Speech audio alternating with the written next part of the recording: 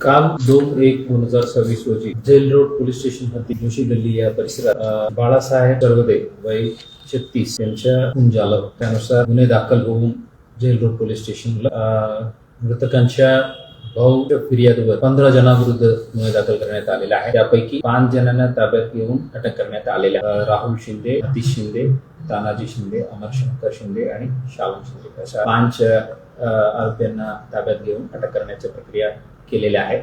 उर्वरित आरोपी अटक करण्याबद्दल आता सर्व पोलीस स्टेशनच्या आणि क्राईम ब्रांचच्या टीम कामात लागलेल्या आहे.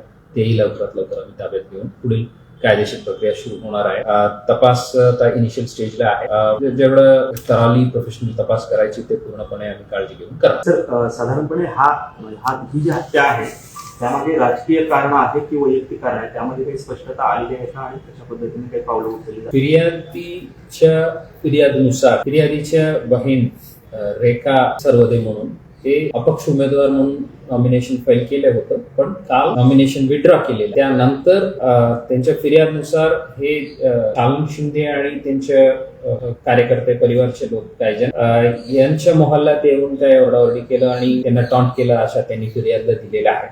त्यावर जाब विचारण्यासाठी मृतक आणि त्यांचे सहकारी त्यांच्या कार्यालयाकडे गेलं आणि तिथं वाद सुरू झाला आणि नंतर शंकर शिंदे यांच्या घरासमोर जे भांडण झालं त्यात हे चाकूने स्टॅबिंग झालेले आहेत आणि हे घटनाक्रम आणि त्यांना नंतर हॉस्पिटलला त्यांनी घेऊन गेलं आणि तिथं तिथं मृत झालं म्हणून डॉक्टरनी घोषित. आरोपींनी डोळ्यात चटणी घातली आणि त्यानंतर त्यांच्यावरती वार केला असं देखील FIR मध्ये नमूद आहे. काय घटनाक्रम काय सांगितलं ते इन डिटेल फॅक्च्युअल डिटेल्स आता मी आपल्यासोबत शेअर करू शकत नाही, बिकॉज इन्व्हेस्टिगेशन आता प्रिलिमिनरी स्टेजला आहे.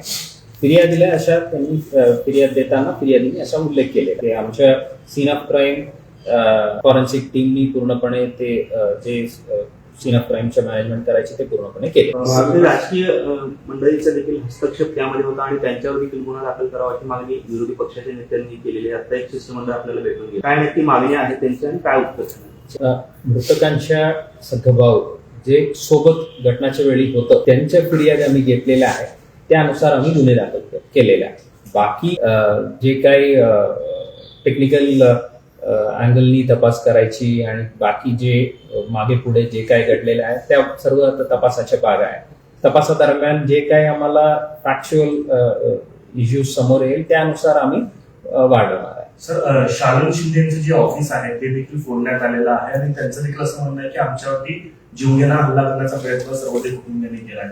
त्यामुळे शालम शिंदे यांच्याकडून काही तक्रार पोलिसात दाखल झाली का किंवा त्यांच्याकडून गुन्ह्यासाठी ऍज ऑफ नो अशा काही कंप्लेंट नाही. थँक्यू.